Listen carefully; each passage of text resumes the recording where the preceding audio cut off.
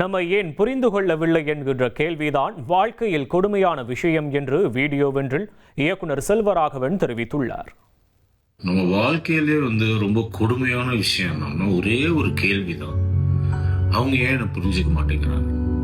ஆக்சுவலா நம்ம ஒண்ணு புரிஞ்சுக்கணும், ரெண்டு மனிதர்களா ரெண்டு ஹியூமன் பீயிங்ஸ் ஒரே மாதிரி யோசிக்கிறது இல்லை. ஒருத்தரும் வித்தியாசமா தான் யோசிக்கிறாங்க. அப்ப எதுக்கு அவங்களும் நம்மள புரிஞ்சுக்கணும்?